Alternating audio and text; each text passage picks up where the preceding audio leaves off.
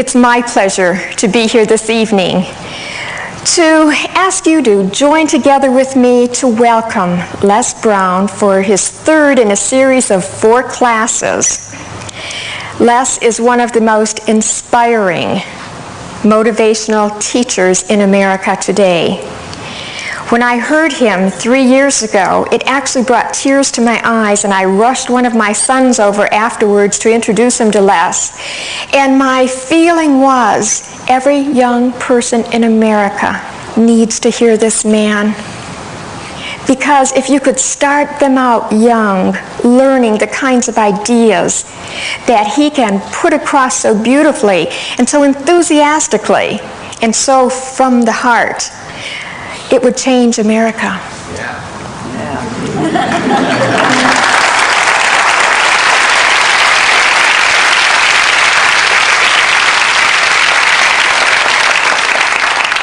And I knew when he was here before, we'd be having him back again. You know how you just know some things?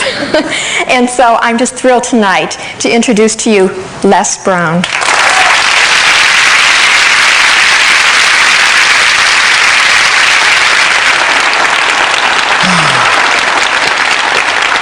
Good evening. Good evening. How you doing? Great. I'm going to ask you how you doing. I want you to say better than good and better than most. How you doing? Better than good and better than most. I know that's right. And sometimes even better than that, right? I'd like to just let you know I really appreciate the opportunity to share some time with you again. Why don't you give Lenore a round of applause, please? Very beautiful personality.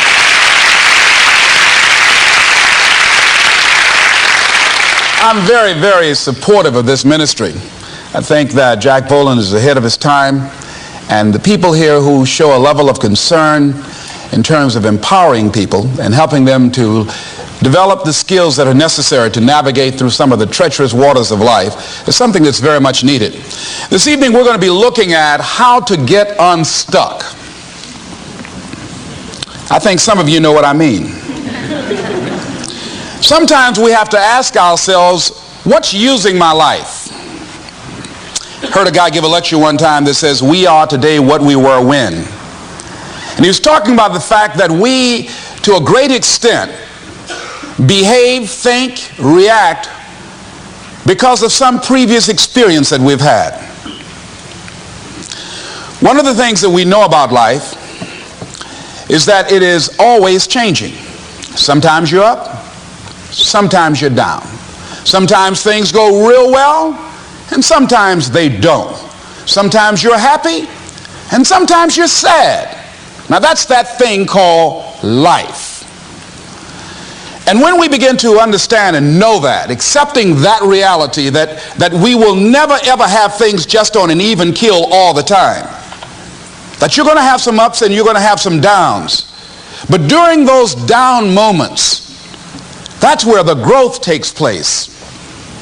That's where the work is. See, anybody can feel good when they have their health, their bills are paid, they have happy relationships, the children are acting normal, business is successful. Anybody could be positive then. Anybody can have a larger vision then. Anybody can have faith under those kinds of circumstances. Am I correct?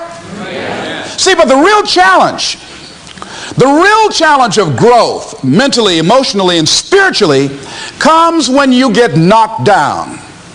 Somebody said that adversity introduces a man to himself or a woman. How you handle it, that's where the growth takes place. When I was facing some challenges, I had a guy say something to me, and I suggest this is one of the first things that you want to do when you're facing a challenge. You want to get unstuck. Evaluate where you are. Look at it. Assess yourself. Assess yourself and assess the situation. What brought you there? What role did you play? Earl Nightingale had a saying I like. He said, all of us are self-made, but only the successful will admit it.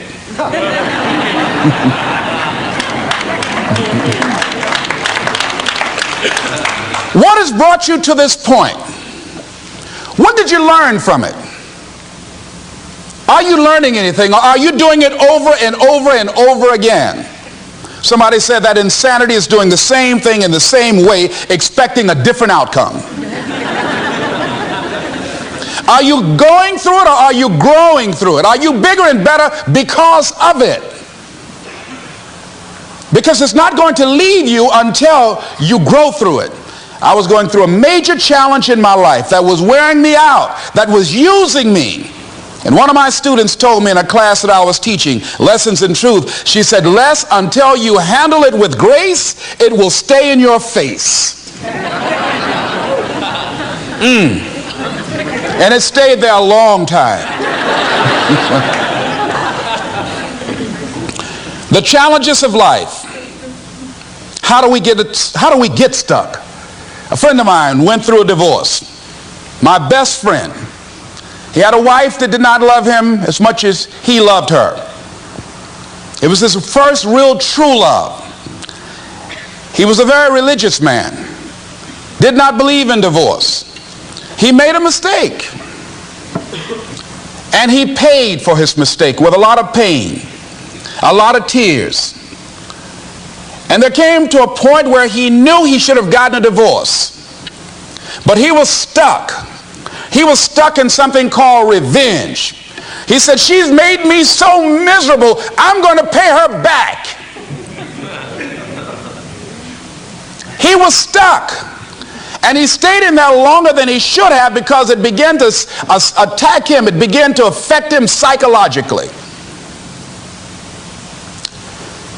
And as a result of that, when he eventually did get a divorce, he took that same attitude to other relationships, looking for something to go wrong.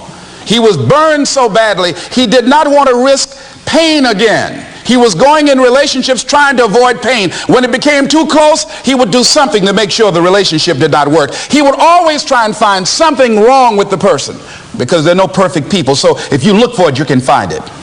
He was stuck in revenge. Another friend of mine, working on a job, loved the company very much, expected to retire there. And one day they called him in the office, asked him for his badge and identification, called the security man up, walked into his desk, told him he was fired and he had to leave then. He was devastated. And if you came anywhere near him, he will tell you his story, as we all have stories. Even when he got a job, he went on the job telling anybody who would listen how they fired him unjustly. And he always ended with, it wasn't fair. Life isn't fair. Life just is. It's not fair that birds eat worms, and they do. So we can't even deal with what's fair. But he's stuck in the fact that it's not fair. I don't deserve that. They were wrong. I used to be a state legislator in Columbus, Ohio. During the break, we used to go out on the front lawn of the Ohio legislature at the Capitol there and observe people as they came by. There was one particular person that all of us knew. The children, adults, everybody used to pick at him when he came by. We called him Chicken Man. He had a feather in his hat. He had a toy chicken on top of his car that he would drive around the area in downtown, blinking his lights and occasionally blowing his horn. When he got out of his car, he would walk downtown with a baby carriage with two little baby dolls in there and a picture of a woman. And when you say something to him or came near him, you would hear him making the sounds of a chicken. All of us used to laugh at Chicken Man. We didn't know Chicken Man's story. Chicken Man woke up one morning around 3 a.m. and his house was on fire. He panicked and he got out of the window and left quickly, only to get outside to hear his children and his wife screaming for help. He ran back to the door to go in to save them, and the flames were too hot, too awesome. He tried to get in. He couldn't get in. He was desperate, frantic. Pretty soon the cries stopped. They perished in the fire. His brother-in-law came, found out that his sister had died and his niece is in the fire, grabbed Chicken Man and started beating him. You chicken, why did you save my sister? You're chicken, you're chicken. When the people pulled him off Chicken Man, they picked him up and said, are you all right? And Chicken Man looked at him and he started making the sounds of a chicken. he never ever overcame that tragedy. He was stuck from that experience. None of us knew why Chicken Man went around with this picture and these little dolls. I remember when I was stuck in anger for a long time, when I made a commitment to my adopted mother that I was going to purchase her a home. I'll never forget the experience of working real hard to get the money for the down payment. Someone had told me of a beautiful home in an exclusive area of Miami. I went to see it, took my mother there, and she said, yes, I want it. It was on the water. We went to the closing. My attorney said, Les, have you had a title search? I said, what's a title search? Well, we just take a couple of days to check it out and make sure there are no liens against the property that you might have to pay if you buy this home. The guy who was there selling me the house, he said, listen, he said, the only reason that I'm selling you this house and selling it at a loss is because I admire the fact that you want to purchase this house for your mother. I have another guy who will give me substantially more money, but I like you. And I've got to get back to Philadelphia. Now, if we cannot consummate this deal now, then the deal is off. I said, there are no liens against the property? He says, no, of course not. I looked at my attorney. I said, I believe him. I'll sign. She said, Mr. Brown, I'm not questioning his honesty. She said, but business is business. I signed that contract. And we had a big celebration. Everybody in the neighborhood was talking about Leslie coming home, one of the twins that Mamie adopted, to buy her a home. Child, isn't that nice? God is going to bless him. A few weeks later, I received a letter, a registered letter, indicating that the house was going up for sheriff's sale on the courthouse steps. A man had filed a $12,000 lien against the property because the previous owner owed him that money. And if I did not come up with $12,000 in 30 days, he was going to sell the house to the highest bidder. I called this man and said, Mister, my name is Les Brown. I purchased this house. I had nothing to do with your prior bill. He said, that's not my problem. He said, you should have had a title search. I said, can you give me time? I said, my mother is an older lady. She has a bad heart. And I said, please. I said, if you just give me the time, I don't know how I'm going to do it with the house note and everything else, but I think I can pay you at least $2,000 a month, and within 6 months, somehow I will pay you your money. He said, no, I want it all in 30 days or you get out. I did everything I could, racked my mind thinking about how I could get $12,000 because I took everything I could to get the money just for the down payment and the closing. I finally had to face the reality that I wasn't going to be able to do it. I was up around 2 o'clock in the morning walking back and forth thinking, how was I going to tell my mother this? My children were there in the room sleeping all night long. I agonized over this. I lost over 23 pounds. Pretty soon I went in the room where my mother was sleeping and I said, Mama, I got down on my knees by the bed. I said, Mama, I got to talk to you. And she said, what's wrong? I said, Mama, I said, we got to get out the house.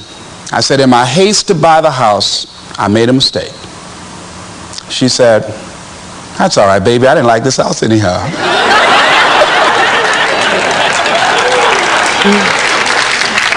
I said, Mama, you told me you loved it. I brought our friends out here to see it. She said, you know I have arthritis in my knees, and I don't like going up the steps, but I knew it made you happy. You loved it so much. I said, Mom, I've lost 23 pounds agonizing over this. Well, we had to pack up and go back to the old house down the street from Northwestern High School in Liberty City. All those neighbors who came out and saw us leave, those neighbors were there as we were coming back. We went in the house, the roaches were playing cards saying, come on in and take a hand. I was wiped out. I was embarrassed and humiliated. Words cannot encompass the symbolism of what I felt. I remember when I was unloading the furniture and I began to cry. My sister came by. You know you didn't have any money to buy no house, Mr. Big Time. hadn't given me a quarter. You know mama got a bad heart. Now y'all back where you belong. As I was crying and my head down, taking furniture in, my mama said, hold your head up. I said, Mama, I just feel so bad about this, Mama. She said, hold your head up and dry your tears. You have nothing to be ashamed of. And I did, as we unloaded that furniture in that house. For several weeks, I was numb. I was immobilized with anger. If I had seen that guy, I was thinking about flying to Philadelphia. I had all kind of dreams about him. And I didn't want to hit this guy here. Hitting would have been too good for him. I just wanted to just grab him and just bite him.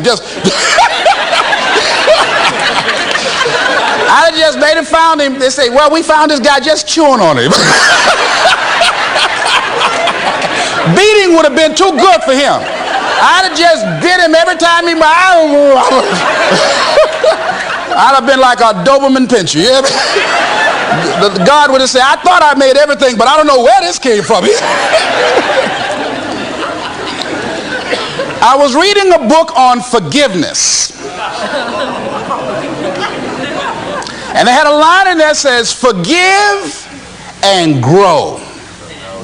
I had to let that luggage go. You see, your mind is you know, when you go into a service station to get gas, you don't go in there and just start pumping. When you push the lever up, it clears the previous bill. By the same token, if you want to begin to move, you've got to clear your mind of all the unnecessary luggage and baggage that's weighing us down. I couldn't move. I couldn't think about what am I going to do to get out of this situation, because I was so concerned about what happened and what he did to me and how bad it was. I was so stuck in that I couldn't even focus on what I should have done. Feeling sorry for myself and angry, and none of that was taking me anywhere. So pretty soon I learned through effort, made a conscious, deliberate, determined effort. I had to let it go. I had to forgive it. Let it go and begin to focus on developing myself. And I say to you, you're going to have people to do things to you. Things are going to happen to you. And the most important thing to do is to harness your will and let it go and move so you can grow, so you can get on with your life. It doesn't matter about what happens to you. What matters is, what are you going to do about it? Amen. What are you going to do now, Les? Huh? How long are you going to tell everybody at the bus stop and anybody who would stand and listen to you? How long are you going to repeat the same thing over and over and over and over and over again? How many times do we have to hear that? Don't go around telling people what your story is. Everybody has a story. 80% don't care and 20% glad it's you.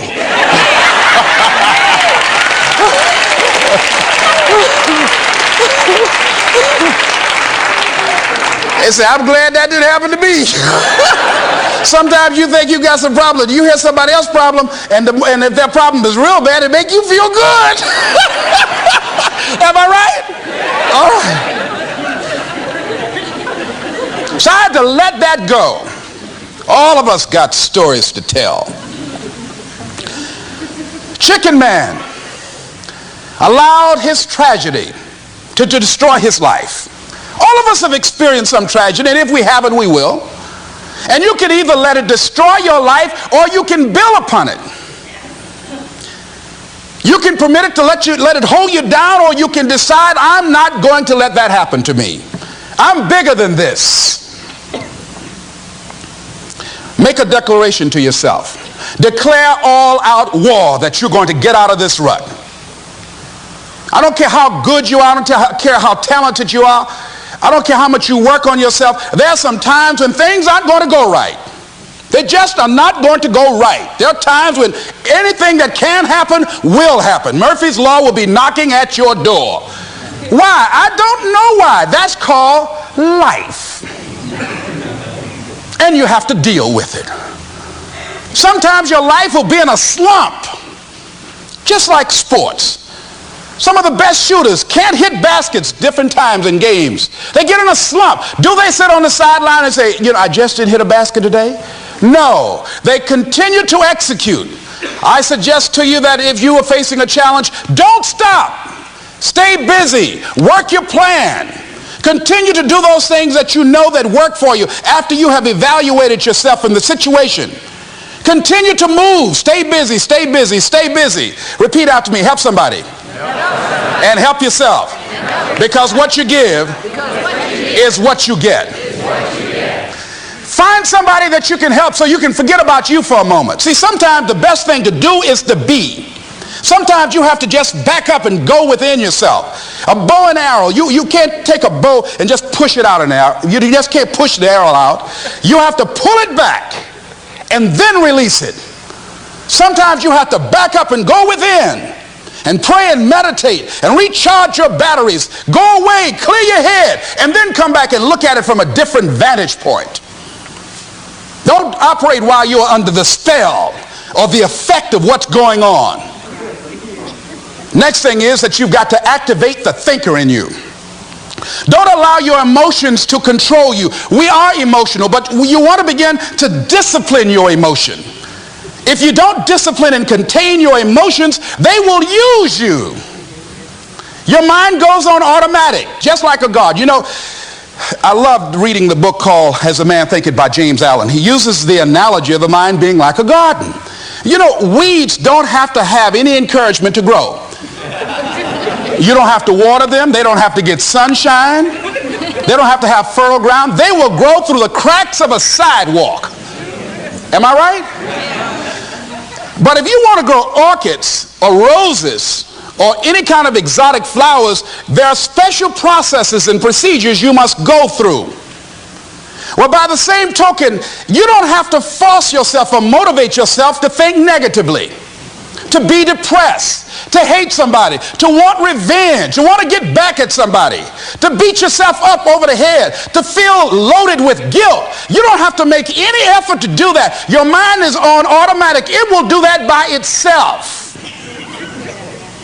But if you want to begin to move into your own personal greatness, if you want to begin to really enjoy a happy, successful, healthy life, you've got to be willing to go against the tide. You've got to be willing to harness your will and say, in spite of this, I'm in control here. I'm not going to let this get me down. I'm not going to let this destroy me. I'm coming back.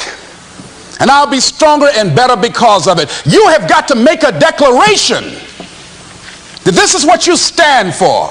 You're standing up for your dreams. You're standing up for peace of mind. You're standing up for health. You want it. And you're going to go all out to have it. It's not going to be easy. When you want to change, it's not easy. If it were in fact easy, everybody would do it. But if you're serious, you'll go all out. So yes, I'm going to turn this situation around. I'm not going to sit back and moan and cry over what happened and what went wrong and who did what. I'm going to do something about this situation. The next thing that is important is that expect things to get better for you, because they are. See, life is cyclic. You're not, whatever experience you're having right now, it has not come to stay. It has come to pass. Not to stay, just to pass. It's just going through. The biggest challenge is to know what's happening. This is a part of this thing we call life. This too shall pass. And maintaining perspective, putting it in perspective. I was doing a training at a college, and it was a 2-day training during orientation. And in the training that I provide, I'm a motivational speaker, but I conduct processes in personal dynamics, where people begin to go through changes that stimulate the right and left hemisphere of the brain, enable them to see themselves differently. I conducted this particular simulation with these young kids, 17 and 18 years of age, so that they would begin to see how they make decisions and how they would survive in this particular simulation process we gave them. We had them to do it individually and then collectively. Over 30% of them wrote down as their first option, in order to survive, they would commit suicide. First thing they wrote down. Suicide among young people has increased 300%. Over 5,000 will successfully take their lives this year. Why? Why did they do that? I was so shocked. I said, what do you mean? Well, at least we would not suffer. And then they had the nerve to write down all of the other things they were going to do after they committed suicide.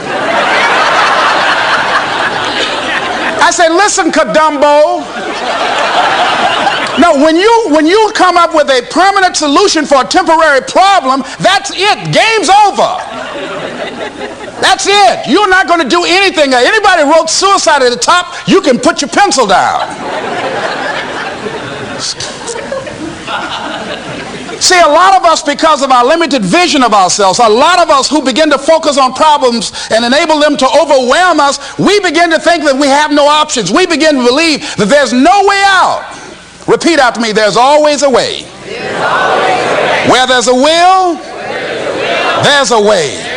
Shake somebody's hand on your right and left and say, I'm unstoppable.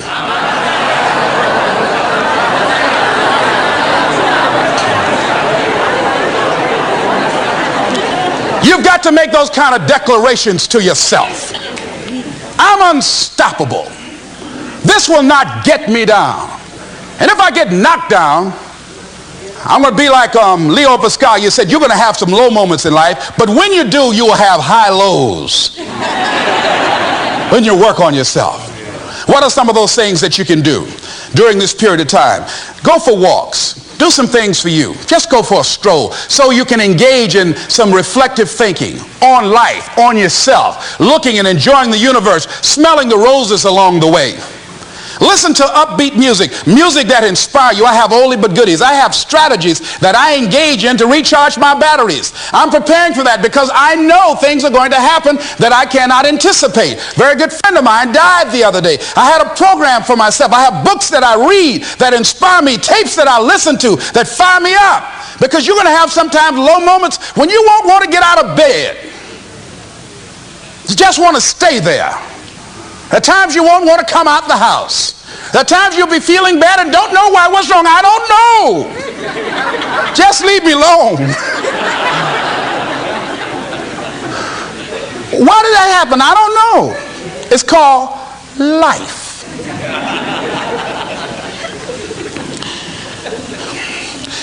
The other thing is take full responsibility for your life. Accept where you are and the responsibility that you're going to take yourself where you want to go. Someone said we have two primary choices in life. We can either accept conditions as they exist, or we can take the responsibility to change them. See, a lot of people want to exempt themselves from taking responsibility. All they want to do is talk about the problem. Every time you see them, they'll tell you their story over and over and over and over again. No. You want to take responsibility for your life. I got me here, I can get me out of this. And I'm getting out. I'm not going to be a volunteer victim. George Bernard Shaw said there are two kinds of people in life. You know, he said those that make things happen, those that watch things happen, and those that don't know what happened. And he said the people that get along in this life look around for the circumstances that they want, and if they can't find them, they make them. They create them. So part of beginning to get unstuck, you've got to decide that the behavior pattern that you have adopted doesn't work for you. You've got to change your strategies, and changing your strategy means reinventing your life. Recreating you, and you have the power to do that. You can decide that you're going to change, that you're not going to be a wimp. You can decide that you're going to stand up to life. You can decide that I'm going to live each day as if it were my last. You have the power to make that decision. You can decide I'm going to work on myself and develop myself. I'm going to empower me. And all of these things that are happening to me right now, they're just temporary inconveniences. They're not stronger than I am. I'm in charge here. Next thing is separate what you do from who you are. That's what the guilt trap is about. See, a lot of folk won't let you forget what you used to do or what you have done, what mistakes you've made. All of us have made some mistakes in life. All of us have done some things that if we had them to do over again, we wouldn't do it again. There are a lot of things that if I had it to do over again, if I knew then what I know now, I would have done it differently. Well, it didn't happen that way. And that's what you call life. I didn't do it like that. Oh, you don't want me to live that down? How you want to keep on putting that in my face about what I did? Guess what? I'm not interested. That's what I did then. Won't do it today, so you are picking on an innocent man. Hello.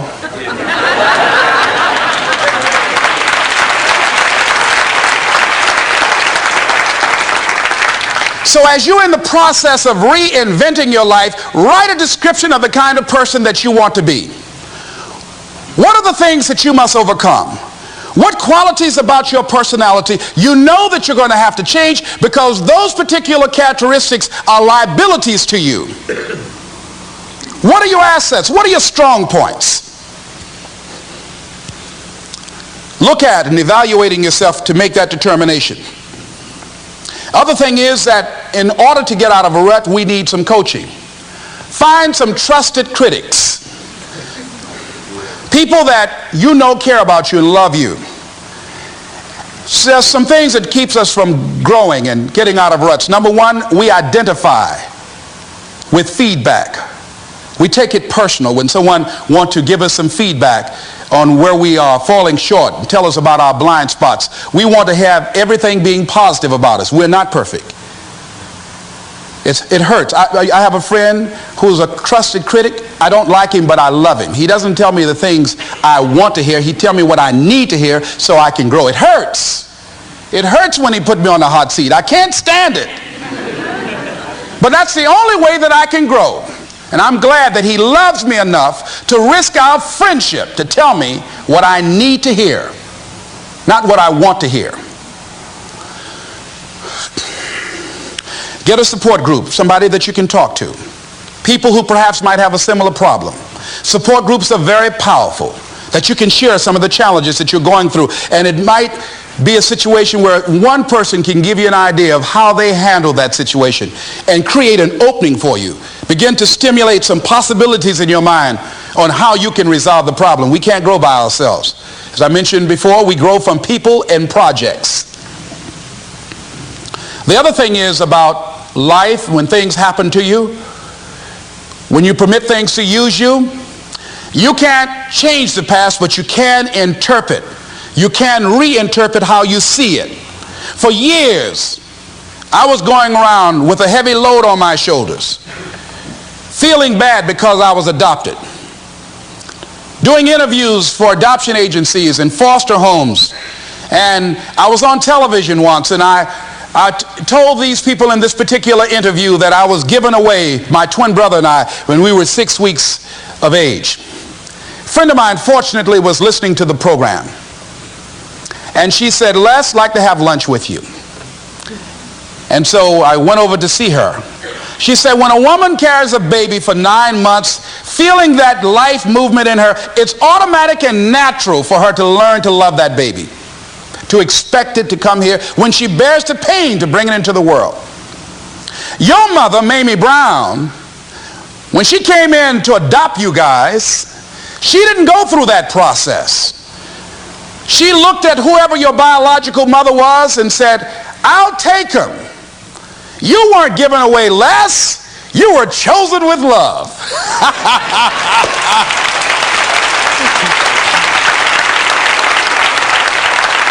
Same circumstances, same event, but reinterpreted. An interpretation that empowers me. Am I making sense to you? Yeah. So when you begin to look at your past, give an interpretation that empowers you. That's where I used to be. That's not where I am now. I'm growing. Now I want you to think about, in your mind right now, think about some particular event or act in your life that you feel very bad about, that you really regret that took place. If you had to do over again, you would do it differently. With that there, I want you to see yourself in your mind's eye and say to yourself, I love myself unconditionally, and I forgive myself. If I knew better, I would have done better. I want you to think about somebody that caused you some pain, caused you some disappointment, somebody that you don't like. Let me tell you something about the mind, how it uses you. Tell you something super stupid that I used to do. Do you know for years I hated my mother and my father, whoever they were, because they gave me away as I thought at that point in time? And guess what? I didn't have any faces for the hatred because I never saw either one of them. And I said, I hate them for that. And then once I forgave them and said, it's okay. Had they not given me away, I would have never been blessed to have the mother that I have, who to me is the greatest mother in the world. So the universe unfolds as it should.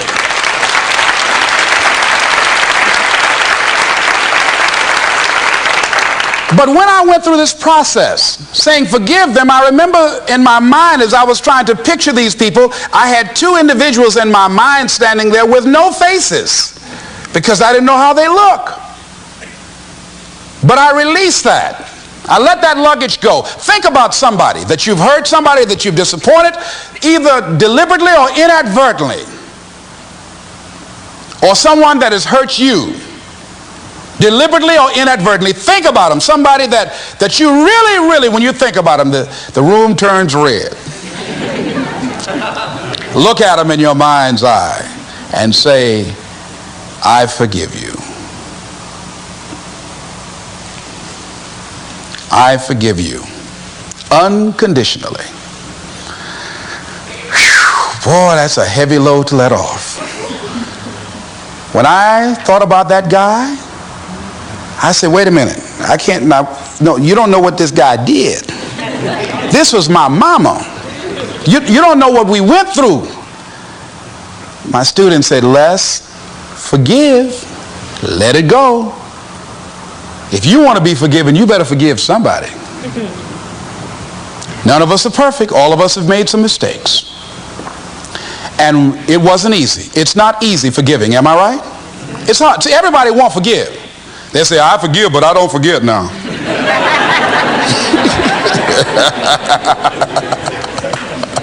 Let it go so you can grow. Let's get a little demonstration here. Throw it up on this side here, right? Demonstrate it like this. Let's go. I throw away negative thoughts.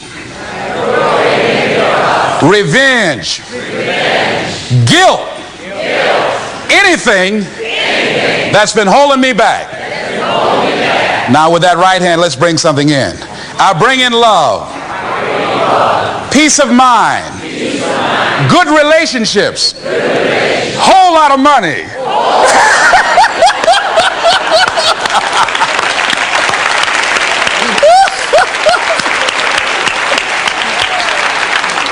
I don't know why people raise their voices when we say whole lot of money.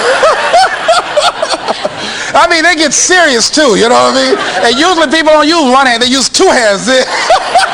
And try to borrow somebody else's hand, you know?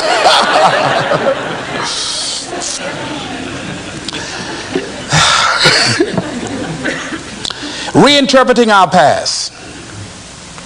Understanding and knowing that we can move from where we are.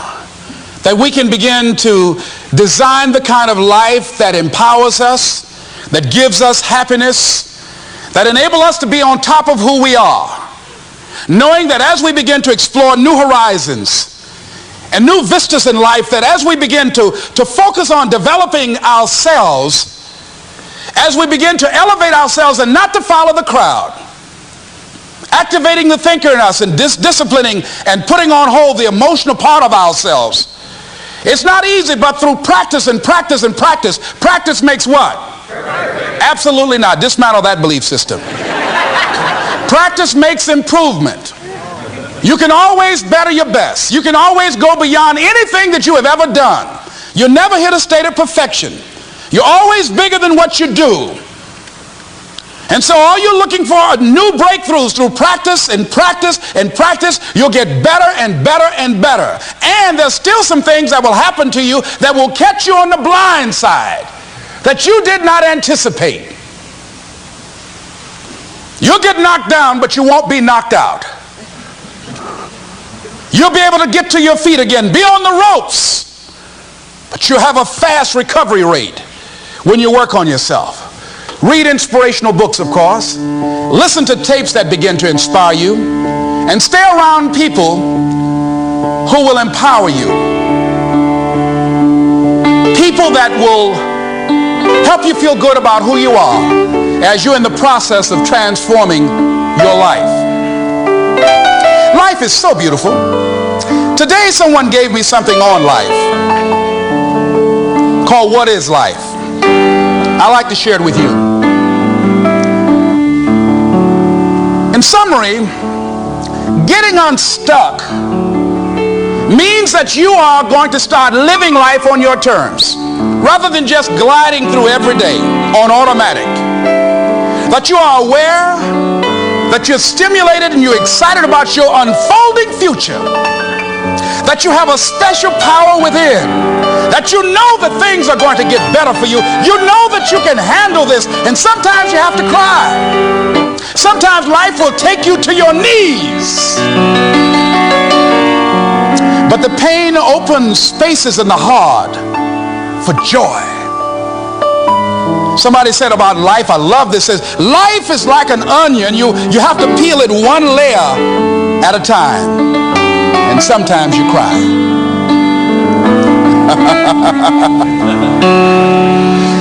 This author said about life, life is a challenge. Meet it. Life is a gift. Accept it. Life is an adventure. Dare it. Life is a sorrow. Overcome it. Life is a tragedy. Face it. Life is a duty. Perform it. Life is a game. Play it. Life is a mystery. Unfold it. Life is a song. Sing it. Life is an opportunity. Take it. Life is a journey. Complete it. Life is a promise. Fulfill it. Life is a beauty. Praise it. Life is a struggle. Fight it. Life is a goal. Achieve it. Life is a puzzle. Solve it. Isn't that beautiful? I love that.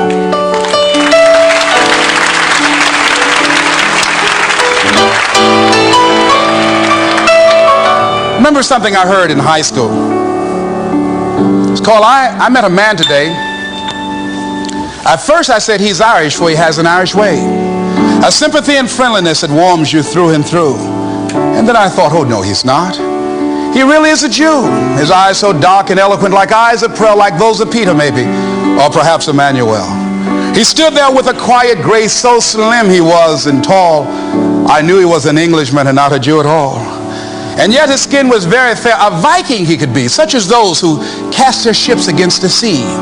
His hair was dark with the mist of India, Japan. His courtesy was China's own. His dignity Iran. I met a man today and he was marvelously fair. He really was a child of God. And he came from everywhere. This is Mrs. Mamie Brown's baby boy saying it's been a plum-pleasing pleasure as well as a privilege. Thank y'all here.